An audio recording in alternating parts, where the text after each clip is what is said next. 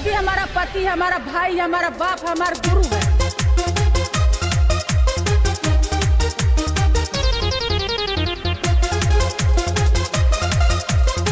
Music by Shams Jamil.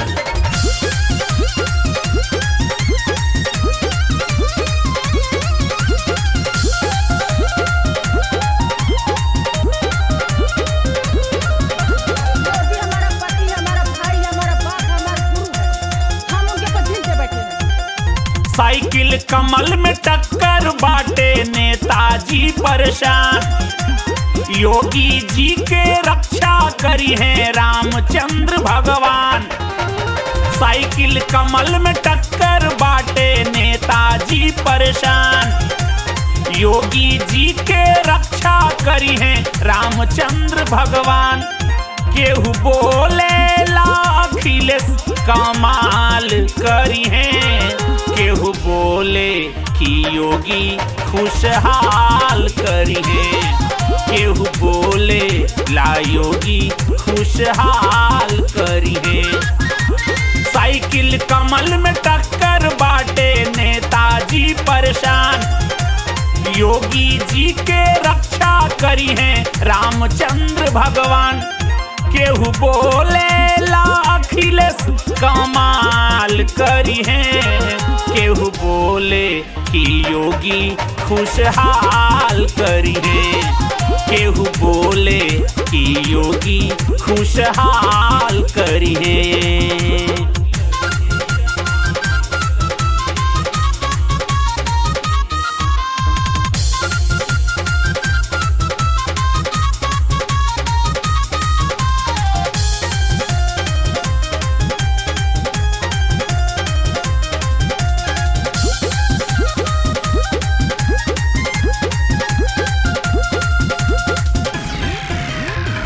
Social media के viral news हो, सुन सुन के होतानी हम रोज कन्फ्यूज हो। मोदी हमारा पति, हमारा भाई, हमारा बाप, हमारा गुरु है। सोशल मीडिया के वायरल न्यूज हो, सुन सुन के होतानी हम रोज कन्फ्यूज हो।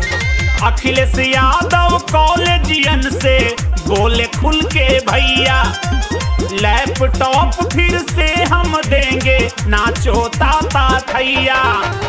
योगी राज में शांति सुरक्षा रोजगार का दावा, बोल सपाई योगी बाबा जी को एक छलावा। हम उनके पर दिल दे बैठे हैं। समाजवादी काम बेमिसाल करी है, हिंदू मुस्लिम के सर्विस में बहाल करी है, हिंदू मुस्लिम के सर्विस में बहाल करी है।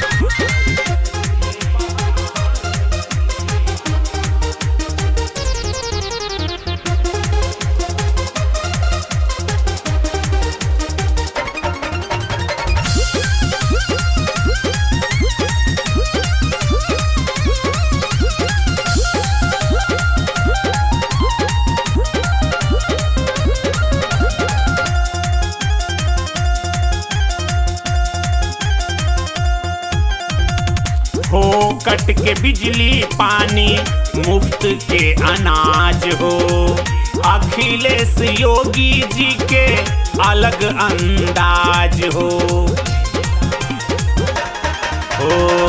हो कट के बिजली पानी मुफ्त के अनाज हो, अखिलेश योगी जी के अलग अंदाज हो। जात पात और धर्म का फेरा देगा तुमको धोखा, कोई कहता पॉलिटिक्स में होगा खेल अनोखा। प्रजातंत्र में जनता मालिक, हर मत है अनमोल, करना सोच समझ के फैसला, ना पैसे से तौल। हम उनके पर दिल दे बैठे हैं। जन जन से डी आनंद सवाल करी है, ओकरे लई है जे जनता के निहाल करी है, ओकरे लई है जे जनता के निहाल करी है। हमारा पति, हमारा भाई, हमारा बाप, हमारा गुरु है। हम उनके पर दिल दे बैठे हैं, हम उनके पर दिल दे बैठे हैं, हम उनके पर दिल दे बैठे हैं।